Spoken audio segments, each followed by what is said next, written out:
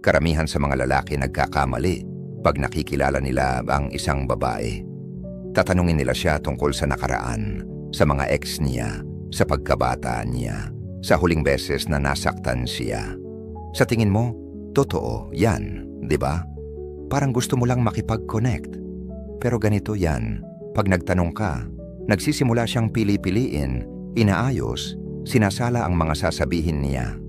Hindi dahil sadyang mapanlin lang, kundi dahil ganyan talaga tayo magprotekta sa sarili. Kaya ang version ng nakaraan na maririnig mo, yung version na gusto niyang ipakita sa'yo. Tingnan mo. Pero paano kung hindi mo na kailangang magtanong? Paano kung pwede mong malaman ang nakaraan niya, hindi sa mga kwentong pinipili niyang ikwento, kundi sa mga palatandaan na hindi niya alam na ipinapakita niya? Kasi ganito ang totoo. Hindi lang basta nagsasalita ang mga tao tungkol sa kanilang nakaraan. Ipinapakita nila ito sa kanilang mga gawi, mga reaksyon, katahimikan, mga simpleng sabi, pati na rin sa paraan ng pagtitig nila sa iyo. Kapag may mga salitang binabanggit mo, nakaukit ang nakaraan niya sa buong pagkatao niya kung marunong ka lang tumingin. Hindi mo kailangang maging si Sherlock Holmes at ikaw. Hindi mo talaga kailangang tanungin siya ng maraming tanong. Kailangan mo lang siya obserbahan. At kapag natutunan mo na, malalaman mo pa ang tungkol sa kanya kaysa sa mga pinakamalalapit niyang kaibigan. Malalaman mo kung may hinanakit pa siya sa isang tao, kung gumaling na siya, kung kaya niyang magplano ng kinabukasan, o kung nabubuhay pa rin siya sa mga sugat ng kanyang nakaraan. Sa videong ito, ipapakita ko sa iyo kung paano basahin ang mga senyales na yan, kung ano talaga ang ibig sabihin nila, at kung paano mo mapoprotektahan ang sarili mo para hindi ka mabigla sa isang kwentong ayaw mong mapasama. Una, ang relasyon niya sa atensyon, mga social cues. Isa sa pinakamadaling paraan para makita ang emosyonal na nakaraan ng isang babae ay ang pag-obserba kung paano siya humahandle ng atensyon, lalo na mula sa mga lalaki. Hindi lang yung reaksyon niya kapag kinokomplemento mo siya, kundi pati yung kilos niya sa isang lugar. Paano siya makipag-interact online? Paano siya tumutugon kapag siya ang sentro ng atensyon? Pinapababa ba niya ito ng bahagya at nananatiling grounded? O parang sumisindi siya na parang first time niyang naramdaman na siya ay napapansin? Pansinin kung gaano kadalas niyang binabanggit ang atensyon ng mga lalaki. Hindi ba niya sinasadyang sabihin? Kung palagi siyang nagkukuwento tungkol sa kung sino-sino ang nag-DM sa kanya, ilan ang nanligaw sa gym, o kung bakit ang mga lalaki ay hindi siya pinapabayaan. Baka hindi yung mga kwento ang importante. Baka yung nasa likod ng mga iyon ang tunay na kailangan niya. Ang babaeng naranasang baliwalain, pabayaan, o parang hindi pansinin sa nakaraan, sa relasyon man o noong bata pa siya, madalas natutunan niyang sukatin ang sarili base sa dami ng taong tumitingin sa kanya. At ang totoo, baka di niya ito namamalayan. Hindi ito tungkol sa pagiging mayabang. Tungkol ito sa pangangailangang mapatotohanan ang sarili. May pinagkaiba ang babaeng nag-e-enjoy lang sa atensyon at yung ang kailangan ito para kumpleto ang pakiramdam niya. Masaya yung una. Delikado yung pangalawa kasi kapag huminto ang atensyon mo, baka magsimulang tumingin siya sa iba. Kahit hindi niya sinasadya, hindi ito pagiging traidor. Ito ay emosyonal na pagka-addict. Hindi mo tinitingnan sa paraan ang pananamit niya o kung ilang selfie ang ina-upload niya. Tinitingnan mo kung bakit niya ginagawa iyon. Gusto ba niyang hangaan o makipag-ugnayan? Yung tanong na, yan lang, sapat na.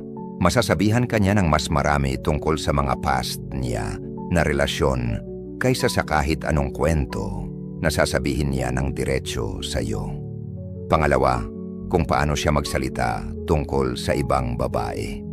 Marami kang matutunan tungkol sa isang babae, hindi lang sa paraan ng pagsasalita niya sa iyo, kundi pati na rin sa paraan ng pagsasalitaan niya tungkol sa ibang babae. Pansinin mabuti yung mga maliit na sandali na binabanggit niya yung mga kaibigang babae, mga katrabaho o kahit mga estrangherong babae. Mabait at supportive ba ang tono niya? O may halong sarcasm, paghusga o kompetisyon? Kapag halos lahat ng babae na binabanggit niya ay pabibo, gulo o sobra ang ginagawa, mahirap. O baka niloloko niya yung boyfriend niya? Hindi lang yan basta ugali niya.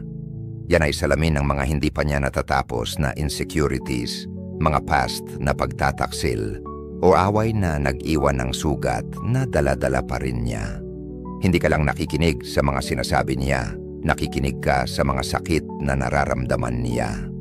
Madalas na ipapahayag ng mga babae ang emosyonal na kwento nila sa pamamagitan ng projection. Yung babaeng palaging binabatikos ang iba kasi masyadong flirty daw sila. Baka siya mismo ang niloko dati.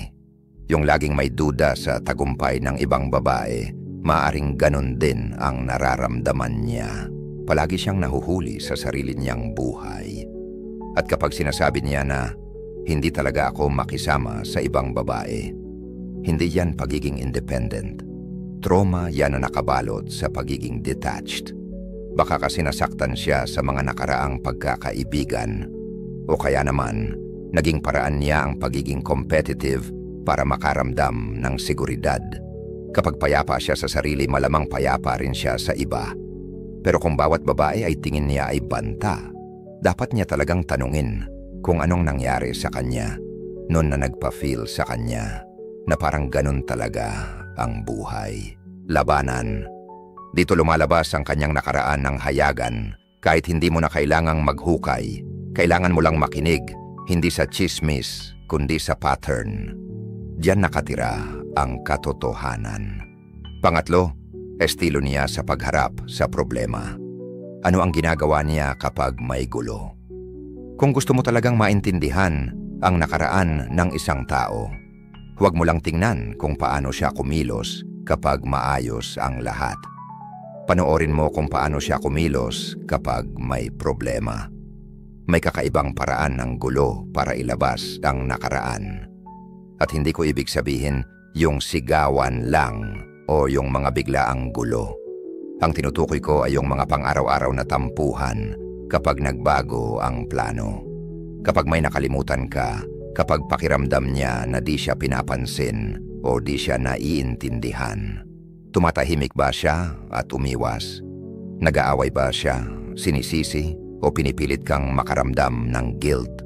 O kalmado niya itong nilalapitan, sinusubukang intindihin at nagpapatuloy? Hindi ito basta-basta reaksyon lang. Ito ay mga emosyonal na epekto mula sa kanyang nakaraan. Yung babaeng iniwan, hindi pinansin emotionally or niloko. Madalas ganito ang reaksyon niya sa gulo, na may matinding takot o depensa. Pwedeng magsara siya dahil matagal na niyang natutunan na kapag ipinapakita niya ang emosyon, parusahan o hindi pinapansin siya. O kaya naman, nagiging agresibo siya kasi sa nakaraan, nasaktan siya kapag naging mahina. Sa kahit anong paraan, ang kilos niya sa gitna ng gulo ay bunga ng paraan niya para makaraos emosyonal. Mapapansin mo ito sa paraan niya ng pagdadagdag ng tensyon o pag-iwas sa mga hindi komportabling sitwasyon. Kapag agad-agad niyang hinuhusgahan ang pinakamasama tungkol sa iyo, malamang dala pa rin niya ang mga kwentong iyon mula sa nakaraan. Ibang tao. Hindi lang sa iyo nakatuon yung paraan ng kanyang pakikipaglaban. Parang nire-replay niya yung natutunan niyang paraan para ipagtanggol ang sarili. Kaya hindi mo na kailangang maghukay ng impormasyon. Mas madalas na inuulit ng tao ang kanilang emosyonal na nakaraan kaysa ikwento lang ito. At kapag may alitan, lumalabas lagi yung mga lumang sugat. Hindi mo trabaho na ayusin yon. Trabaho mo lang na makita yung pattern at tanungin ang sarili mo kung handa ka bang maging bahagi ng proseso ng paggaling. O masasangkot ka lang sa gitna ng unresolved na giyera ng iba. 4. Siya, timeline ng relasyon nang hindi diretsyong nagtatanong. Hindi mo kailangang tanungin siya. Kaya, kailan ba ang huling relasyon niya para malaman ang timeline niya sa pag-ibig? Sa totoo lang, yung ganong tanong madalas makuha mo lang yung mababaw na kwento, yung malinis at inayos niyang bersyon na komportable siyang ikwento. Pero kung gusto mo talagang malaman kung ano ang itsura ng nakaraan niya, ang kailangan mo lang gawin ay makinig.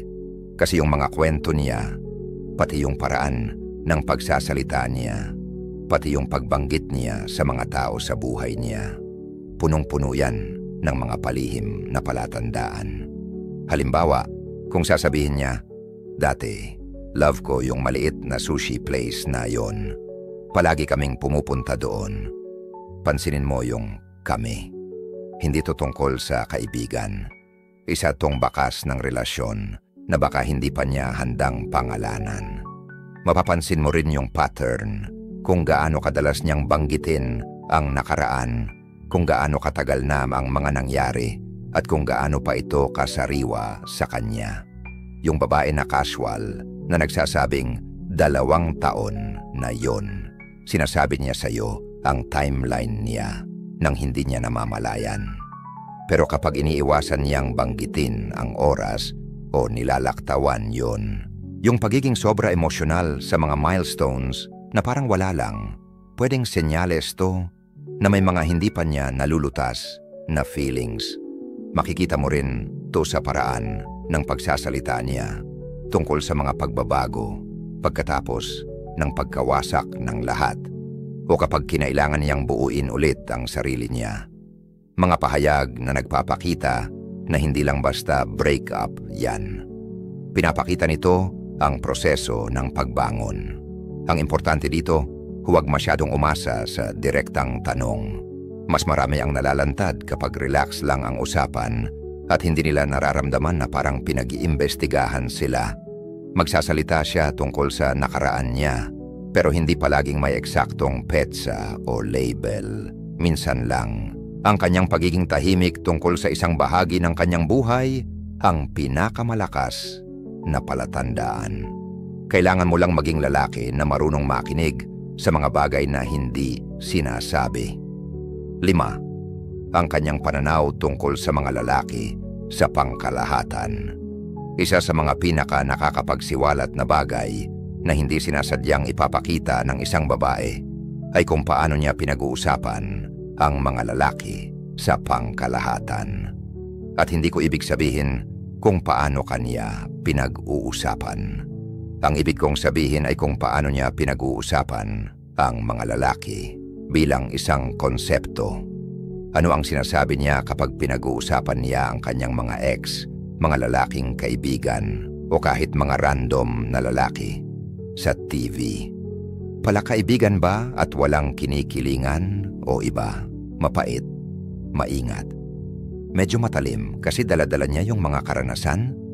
Pag nagbibiro siya, ang mga lalaki ang pinakamasama. Parang walang masama ang biro. Pero kapag paulit-ulit at may tinatago na kirot sa likod ng ngiti, ibig sabihin may totoo talagang pinanggagalingan yan. May taong nagparamdam sa kanya ng ganun. Minsan o madalas. Hindi lang opinyon ang pinapakinggan mo, pinapakita niya yung mga pinagdaanan niya. Kapag automatiko niyang inaakala na sinungaling, mandaraya, o emosyonal na hindi available ang mga lalaki, hindi dahil lang nabasa niya yan. Hindi lang siya basta kwento sa libro. Kasi naranasan niya talaga yon. At kahit na masaya siya, palakaibigan, at maalaga sa iyo ngayon, hindi mawawala ang mga paniniwala niya dahil lang mabait ka sa kanya. Kung palaging negatibo ang tingin niya sa mga lalaki, yun ang magdidikta kung paano siya makikitungo sa iyo. Lalo na kapag may problema. Baka sobra siyang magduda kapag tahimik ka. Baka inaasahan niyang iiwan mo siya kahit hindi mo pa alam kung bakit siya lumalayo.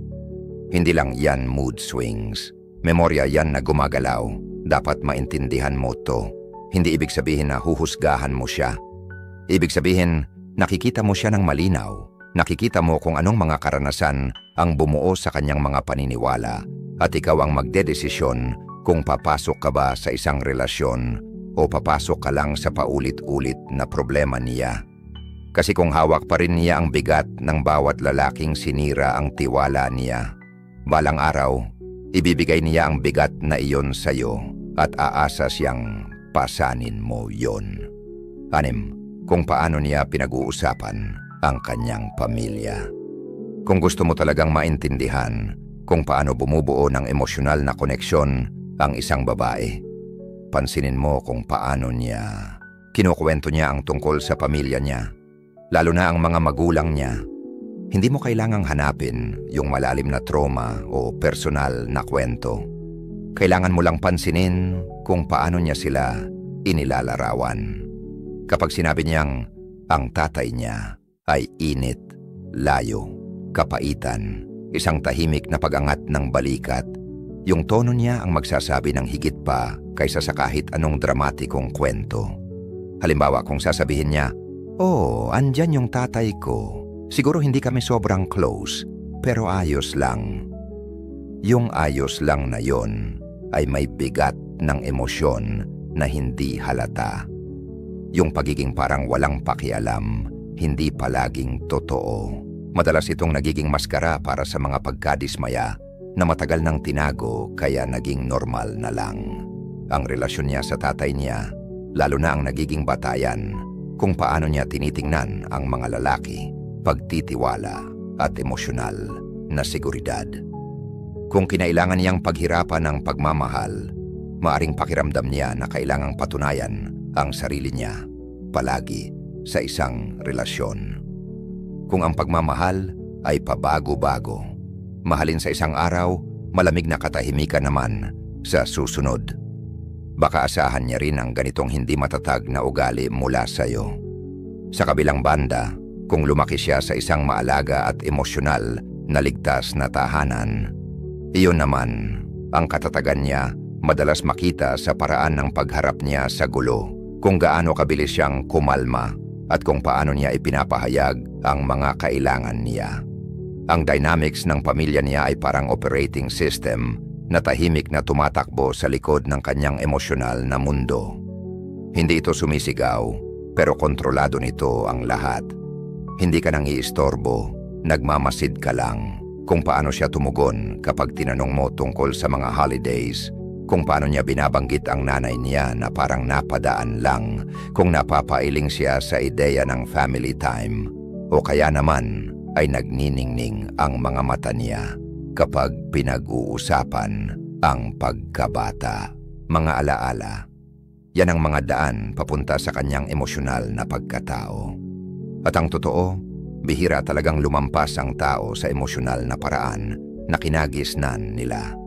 Kaya kung gusto mong malaman kung paano kanya mamahalin, simulan mo sa pag-obserba kung paano siya natutong magmahal sa bahay.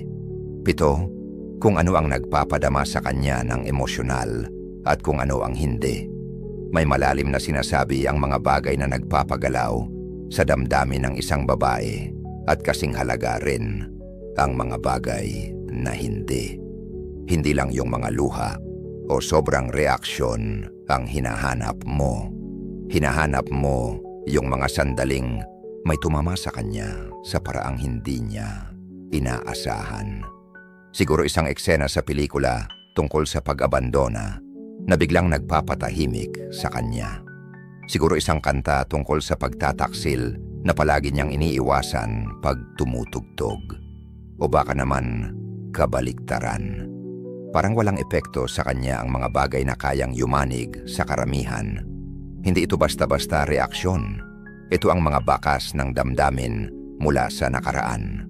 Mga peklat na dala-dala pa rin niya o kaya ay yung pagkamanhid na natutunan niyang gamitin para makaraos.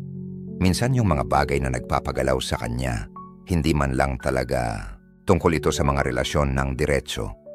Pwedeng simpleng naiiwan siya sa invite ng grupo o may taong sumigaw sa inis. Kapag ang reaksyon niya sobrang dami o tuluyang nagsara siya, tanda yan. Hindi basta-basta nag-o-overreact ang tao. kung wala namang pinagdadaanan noon. Ang emosyonal na reaksyon na yan, senyales yan. Sinasabi nitong nangyari na to dati. Sinasabi nitong nasaktan na siya dati. At pwedeng sinasabi pa nitong hindi ko pa rin to nalalampasan. Sa kabilang banda, kung tila malamig siya kapag pinag-uusapan mo naman ang mga mahihirap mong moments o kaya binabalewala ka niya, ang sakit ng iba, pwede rin siyang maging babala. Hindi laging tanda ng lakas ang pagiging detached. Minsan, parang armor lang yan na ginawa ng masyadong maaga. Hindi mo malalaman to sa pagtatanong kung ano ang nagpapadama sa'yo. Malalaman mo to sa pagmamasid. Yung mga bagay na nagpapagalaw sa kanya o hindi, parang emotional highlighters na nagbabalik tanaw sa isang versyon niya na hindi mo pa nakikilala. At habang mas napapansin mo, yan, mas malinaw mong makikita ang pagkakaiba ng taong hinarap na ang nakaraan niya at yung taong tumatakas pa rin dito. 8. Panghuling tip, mas mabuting mag-obserba kaysa magtanong ng sunod-sunod. Yung mga matatalinong tao, hindi nila pinipilit itanong lahat ng bagay. Pinapanood nila, hindi nila hinahanap ang kwento. Hinihintay nila na lumabas ang katotohanan sa mga tahimik na sandali, sa mga hindi sinasadyang biro, sa mga pattern na hindi niya namamalayan na meron siya. Yan ang pagkakaiba ng pagtatanong at pagmamasid. Kahit sino pwedeng magtanong, anong nangyari sa huling relasyon mo? Tapos makuha ang maayos na sagot. Pero yung taong tunay na nakikinig, alam na niya ang totoong sagot. Dahil nakita niya kung paano siya nag-atubili nung kinansela mo ang plano, kung paano siya nagsara kapag masyadong naging malapit ang usapan, o kung paano siya natuwa nung may nagbigay sa kanya ng papuri na hindi lang tungkol sa kanyang hitsura. Hindi yan mga aksidente. Yan ay mga emosyonal na bakas. Ang pagiging mapanuri ay hindi ibig sabihin na malamig ka o mapanlin lang. Ibig sabihin nito ay marunong kang umunawa sa emosyon, marunong kang magbasa ng sitwasyon, basahin siya ng may ganong klaseng pagkaalam na ginagawa kang lalaking hindi basta-basta natatanggihan ang maskara. Kasi kapag puro salita lang ang pinagkakatiwalaan mo, madalas binibili mo yung kwentong sinasabi niya sa sarili para makaraos. Pero kapag nakatuon ka sa pagmamasid, nakikita mo yung babae sa ilalim ng lahat, yung maaring nasasaktan pa, yung maaring handa ng umunlad o yung hindi pa. Kahit ano pa man, ngayon alam mo na. At yung ganong linaw, yan ang kapangyarihan. Kaya huwag kang habulin ng sagot, imbitahan mo sila. Hayaan mo siyang unti-unting ipakita ang sarili kahit hindi niya namamalayan, kasi ang katotohanan palaging lumalabas sa kilos. Ang tanong lang, sapat ka bang matalas para makita yon? 9. Konklusyon, kung nakaabot ka na dito. Sa ngayon, sobrang advance mo na kumpara sa karamihan ng mga lalaki. Kasi ngayon, hindi ka na lang basta nakikinig sa sinasabi ng babae, nakikita mo na kung sino talaga siya. At kapag natutunan mong mag-obserba ng ganito kalinaw, magbabago yung buhay mo sa pakikipag-date. Hindi ka na mag-aaksaya ng panahon. Hindi ka na basta-basta matutuksong sa mga magagandang eksena lang. At magsisimula ka ng makipag-connect sa mga babae ng totoo, grounded, at sa paraang gusto mo. Kung may natutunan ka man kahit isang insight na bago sa'yo, mag-comment ka sa baba at sabihin kung alin yung tumimo sa'yo ng malakas. May sinabi ba siya? Or may hindi niya sinabi? Binabasa ko lahat ng sinasabi. At kung tipo ka ng lalaki na gusto maintindihan ang malalim na laro, ang psychology, ang mga pattern, at ang mga emotional na layer na hindi napapansin ng karamihan, pindutin mo na yung subscribe button ngayon din. Simula pa lang ito. Sa susunod na video, ipapaliwanag ko ang 5 klase ng emotional na baggage na mapapansin mo sa unang 10 minuto ng pagkikita niyo ng babae. At kung paano mo malalaman kung healed na siya o tinatago lang. Hindi mo to dapat palampasin. Hanggang doon, bantayan mo lagi ang paligid. huwag bababa sa mataas ang pamantayan at ingatan ang kapayapaan mo. Kita-kits tayo soon.